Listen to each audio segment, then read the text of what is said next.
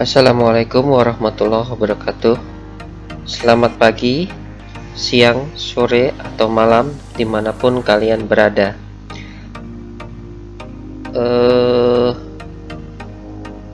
Bagaimana kabarnya? Semoga kita semua dalam keadaan sehat walafiat. Amin. Minggu ini kita akan melanjutkan materi kuliah tentang masih membahas digital investment.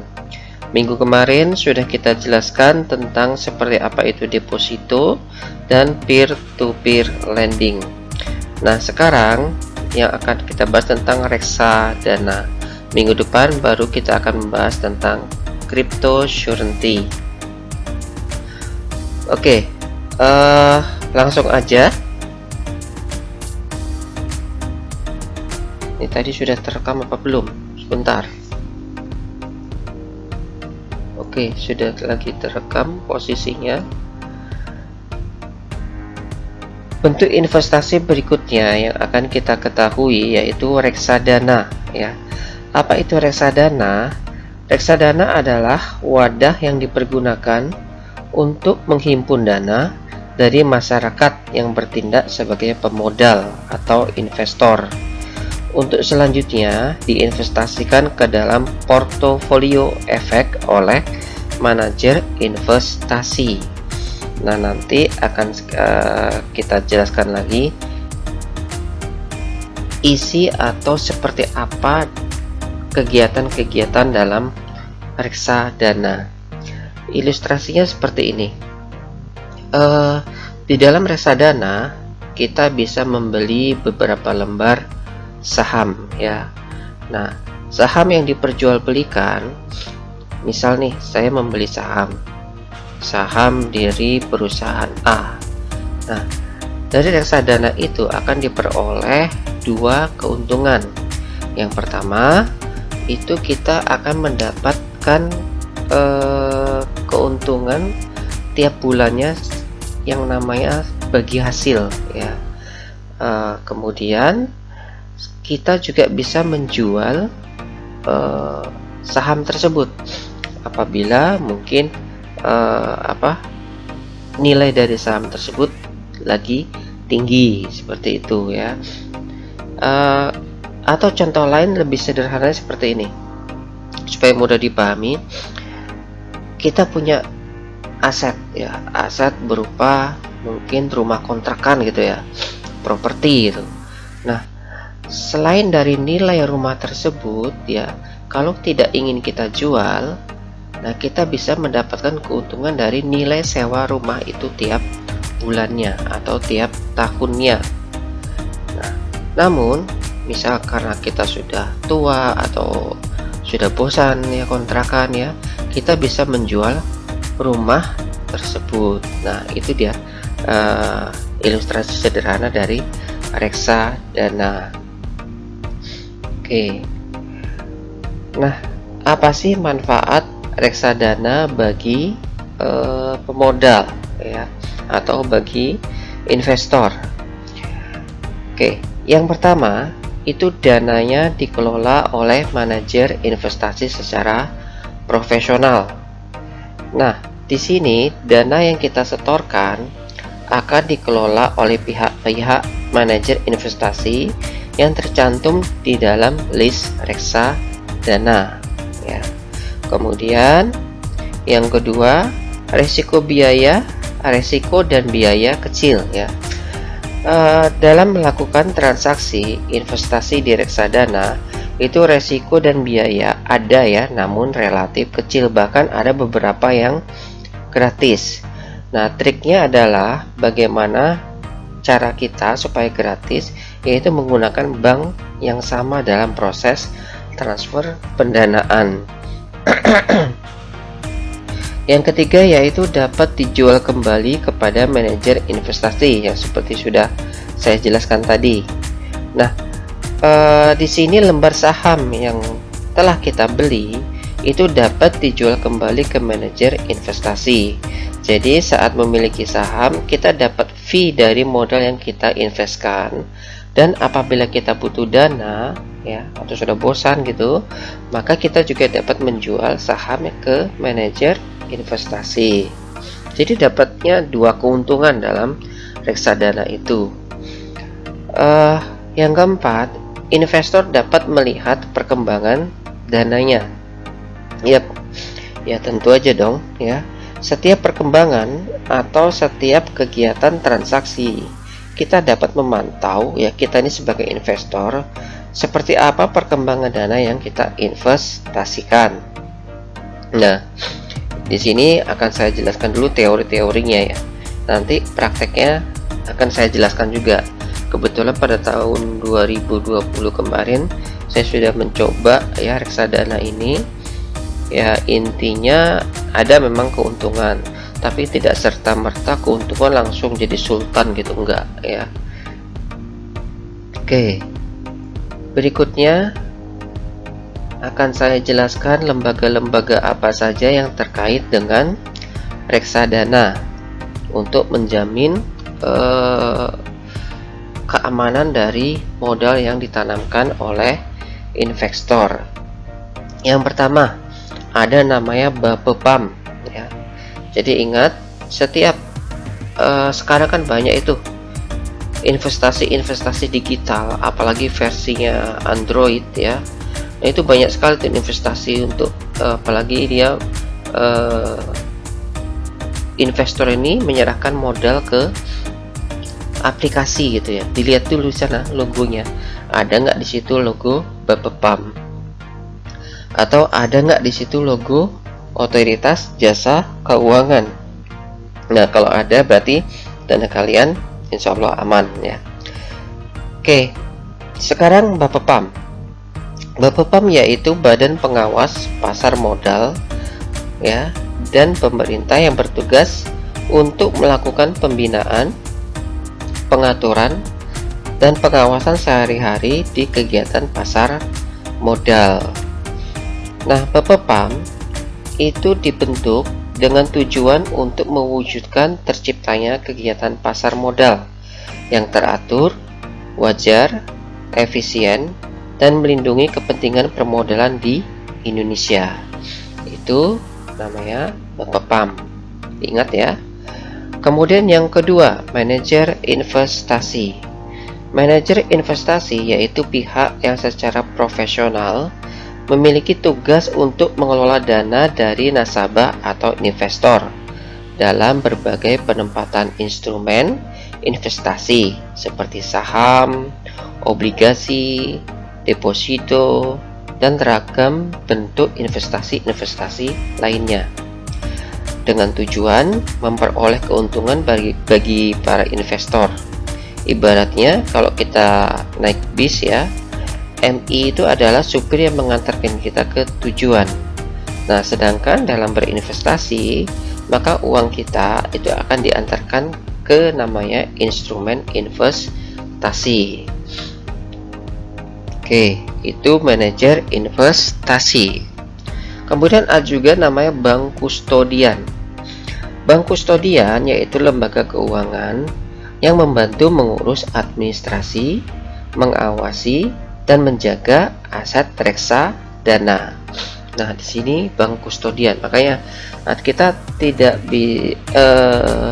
untuk menghindari yang namanya tadi biaya-biaya administrasi, kita lihat dulu bank kustodiannya sama gak dengan rekening bank yang kita setorkan. Maksudnya rekening, misalnya kalian punya rekening bank A, kalau sama-sama bank kustodian adalah bank A, maka itu biaya transfer itu tidak dikenakan. Nah, kemudian notaris. Notaris itu peran notaris dalam bidang pasar modal dalam hal ini sangat diperlukan, terutama dalam hubungannya dengan penyusunan anggaran dasar para pelaku pasar modal ya, seperti perusahaan publik, perusahaan efek, dan reksadana, serta pembuatan kontrak-kontrak penting seperti kontrak reksadana, kontrak penjaminan emisi, dan perwali amanatan.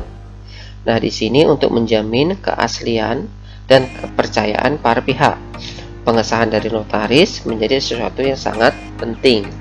Jadi bukan di dalam reksadana saja ya, di dalam hal yang meliputi perjanjian ya, nah itu ada pelibatan notaris supaya lebih mengikat. Kemudian konsultan hukum. Konsultan hukum ya, di sini dalam reksadana perannya adalah untuk melakukan pemeriksaan dari segi hukum dalam hal apakah kegiatan-kegiatan yang dilakukan itu merupakan legal dari sisi hukum. Nah, kemudian yang keenam yaitu akuntan publik ya. Akuntan publik dalam reksadana adalah pihak yang bertanggung jawab terhadap kewajaran dan penyajian informasi keuangan atau laporan keuangan dari reksadana. Nanti di dalam reksadana itu akan ditampilkan ya laporan-laporan yang ini saya buka aja sini nanti ya. Ini contohnya nih. Ini saya menggunakan reksadana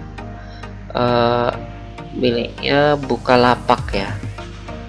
Nah, yang dimaksud dengan apa tadi itu? Manajer investasi ya. Nah, itu yang ini.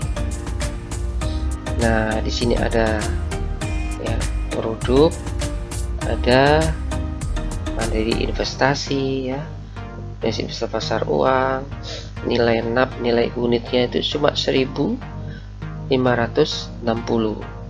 ya, pasar uang 2. Nah, ini jenis-jenisnya banyak, nanti kita bahas jenis-jenisnya itu seperti apa ya. Ini karena penjelas saya di hari libur jadi masih 000 gitu, ada juga yang lagi minus ya. Oke, kita lanjutkan.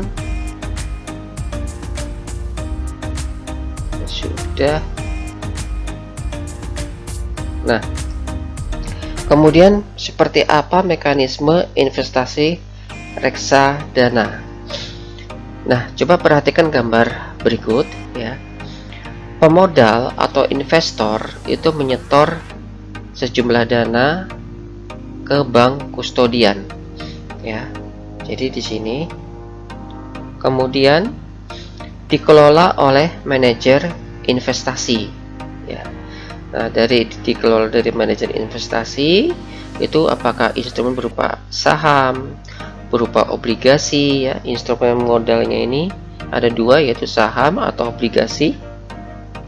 Kemudian instrumen pasar uang, ada sertifikat Bank Indonesia SBI ya, ada surat berharga pasar uang atau SBBU, kemudian surat pengakuan hutang atau SPH, sertifikat deposito dan lain-lain.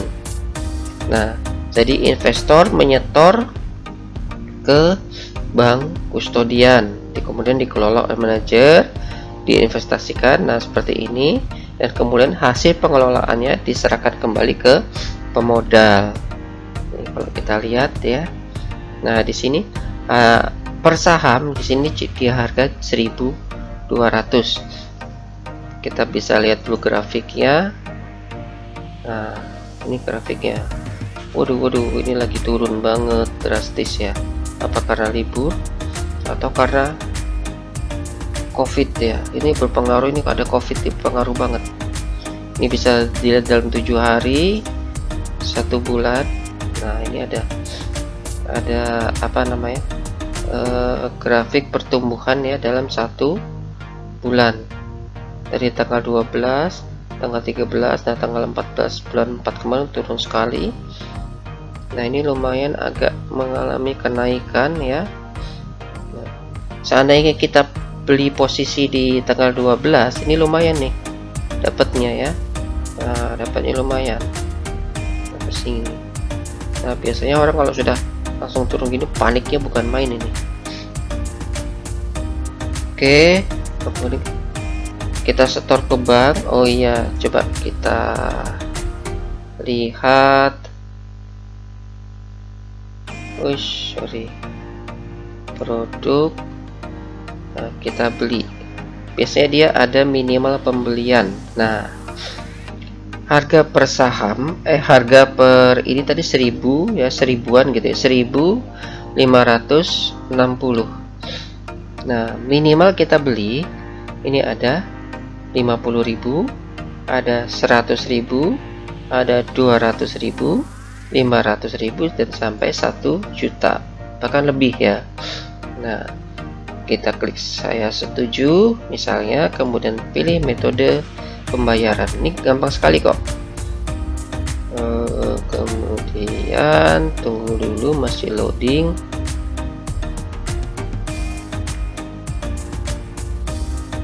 Nah, apakah mau transfer melalui virtual akun, sesuaikan dengan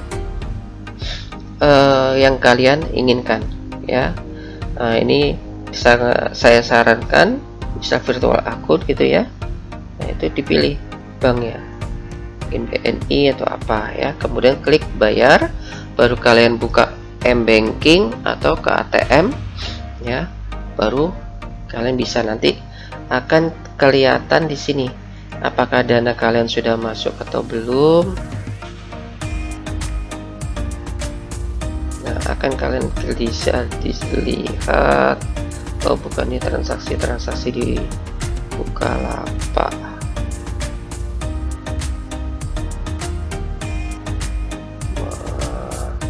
Kita bisa kembali dulu.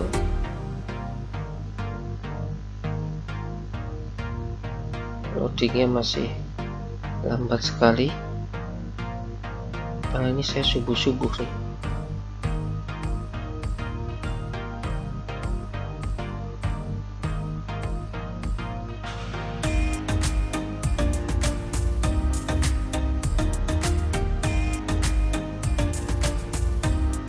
Nah, nih transaksi. Nah, di sini nanti pembelian 1 juta ya kan. Nah, kelihatan di sini.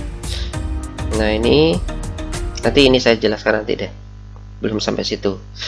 Itu dia ya, alurnya dalam berinvestasi di reksadana. Oke, berikut produk-produk dari yang namanya reksadana ya. Nah, yang pertama produknya adalah reksadana pasar uang ya. Reksadana pasar uang adalah reksadana yang 100% berinvestasi di instrumen pasar uang seperti sertifikat Bank Indonesia, deposito berjangka ya, dan obligasi yang jatuh tempo di bawah 1 tahun. Itu reksadana pasar uang. Kemudian reksadana pendapatan tetap adalah suatu portofolio investasi yang berisikan surat utang atau obligasi dan produk pasar uang. Itu namanya reksadana pendapatan tetap. Kemudian reksadana saham. Reksadana saham yaitu jenis reksadana yang menempatkan investasi ke pembelian saham-saham yang tercatat di Bursa Efek Indonesia. Hasil keuntungan itu diperoleh dari kenaikan harga saham yang dibeli di bursa ya. Kemudian mendapatkan keuntungan optimal, returnnya itu bisa mencapai 15% setahun atau bahkan 20% dalam 1 tahun. Kemudian reksadana campuran ya, juga biasa disebut dengan hybrid fund. Ini campuran yang dimasukkan adalah gabungan antara obligasi, pasar uang, serta saham ya. Porsi campuran tersebut merupakan kombinasi efek ekuitas serta efek utang dengan presentasi tidak melebihi 79% dari nilai aktiva bersih. Nah, saya tunjukkan lagi. Mending kalian investkan dana kalian di sini deh, daripada kalian investkan ke mana MLM yang nggak jelas, arisan online ya, itu yang banyak ribut itu ya, di internet banyak ribut, giliran giliran ditagih yang nagih lebih galak. Nah, ini jenisnya. ada Mandiri Investa pasar uang, ada ini pasar uang juga, pasar uang. Kita cari yang saham, pasar uang. Nah, ini pendapatan tetap ya, pendapatan tetap BNP Paribas Omega, Bahana Syariah. Nah, ini campuran ya, ada Dinamis, Cipta Syariah, Krisna, Fixma, sana kombinasi dan lain-lain. Kemudian ini saham lagi. Nah, ini kalian bebas mau beli yang mana, tapi ingat sebelum membeli kita lihat dulu historisnya seperti apa. Melihat historis, lihat ini grafik. Nah kan, ini dalam 1 minggu, dalam 1 bulan ini. Nah lihat, nah dia ini tadi apa, ini tadi saham kah, PNP ya. Ini mengalami kenaikan pada tanggal 16 bulan kemarin ya, lumayan. Dan sekarang turun. Ini curiga turunnya gara-gara nah pada saat mudik lebaran, cuti, pelarangan mudik ya. Ini ujung-ujungnya ya karena peningkatan dari COVID itu ya. Ini juga berpengaruh terhadap yang namanya pasar modal. Oke, sampai mana tadi? Sampai produk reksadana. Nah, sekarang yang akan kita bahas lagi yaitu resiko di reksadana.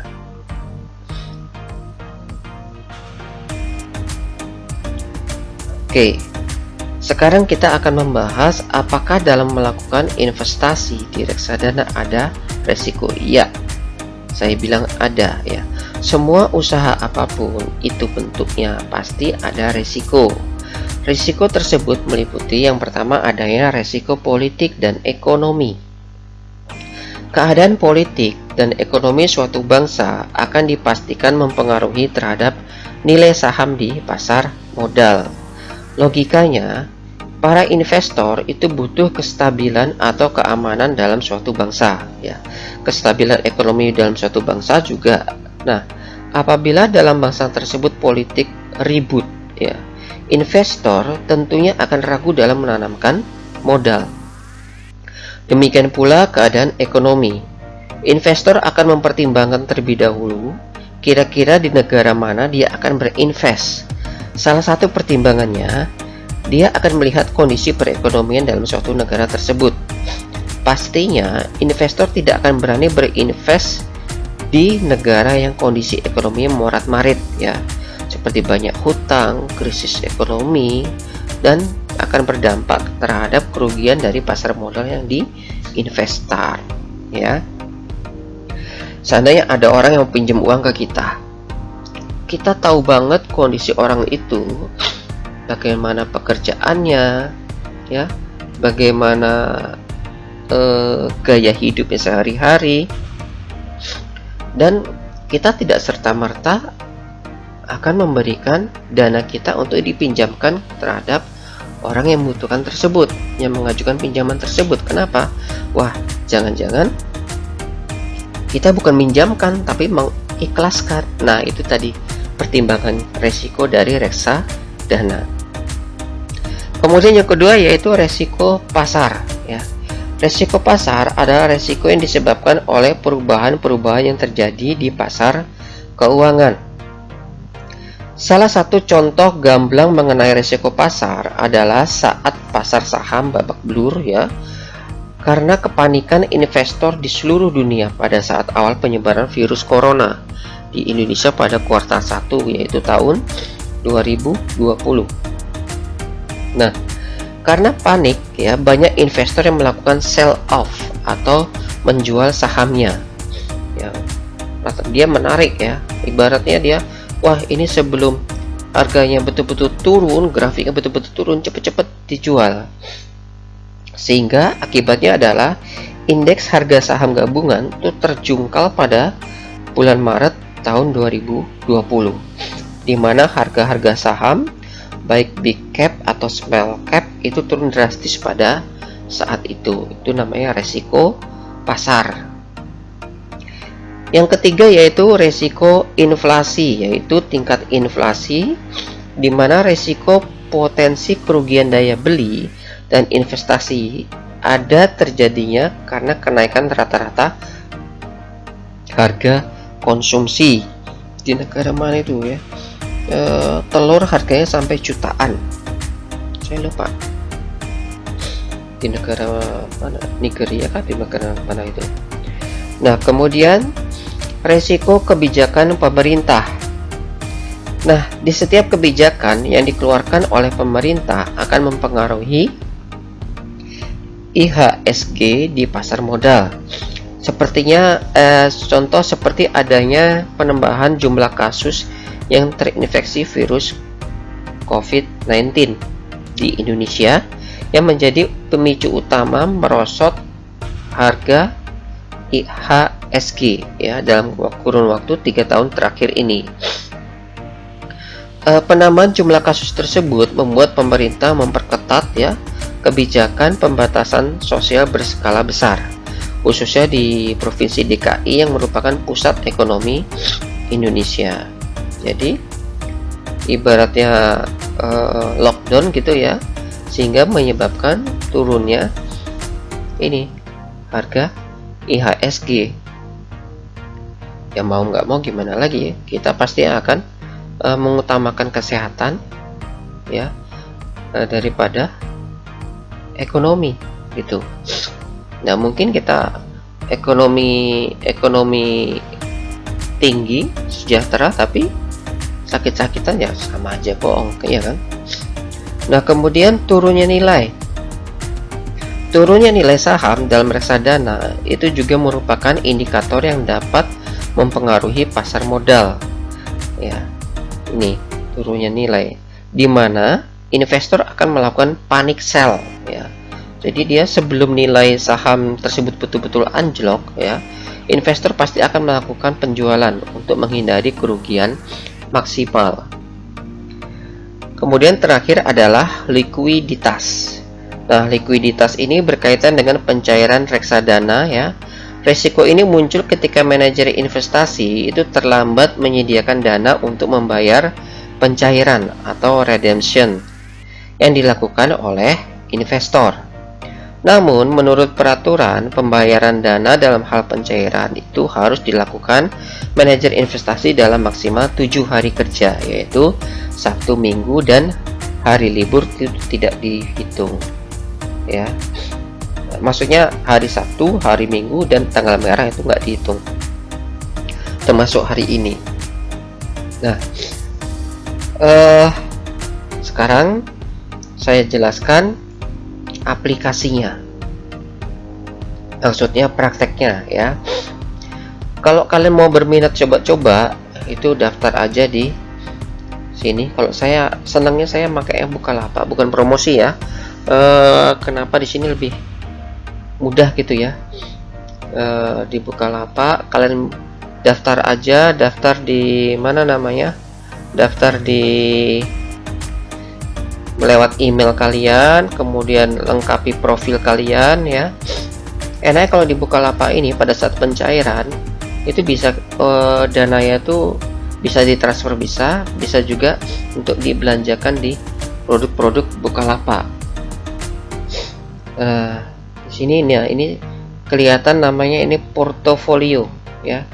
Sorry, transaksi yang pernah saya lakukan. Nah, ini pembelian, ini yang kita coba-coba tadi ya, nanti di delete aja nggak apa-apa sih. Nah, ini penjualan, ini saya pada tahun 2009 Maret 2020 ya. Saya rasa pada saat itu lumayan, ini sudah saya jual aja ya. Nilainya, jumlah unitnya sekian ya, total nilai ordernya 795 ya. Nah, ini kok bisa dilihat di detailnya. Nah, ini ya 795, dan ini alhamdulillah betul-betul masuk ke dalam rekening. Nah, selesai penjualan ya, sama. Nah, ini ada pasar uang, ada pembelian ya. Nah, ini kedaluarsa itu Kalau status kadaluarsa itu seperti ini. Nah, ini tadi menunggu proses metode baik, kita sudah klik, tapi sampai tanggal nanti ada batasannya. Seperti kalian belanja di online shop gitu ya, kalian klik subuh ini jam setengah 7 ya, nanti dalam waktu 24 jam mungkin sampai besok setengah 7 baru kalian bayar, itu namanya kadaluarsa. Nah, ini saya senang main di pasar uang ya. Ini pembelian ya, kecil-kecil aja pembelian 100.000, 100.000, 100.000 ya. Ini pembelian sampai beli 500.000 lagi. Nah, ini pembelian.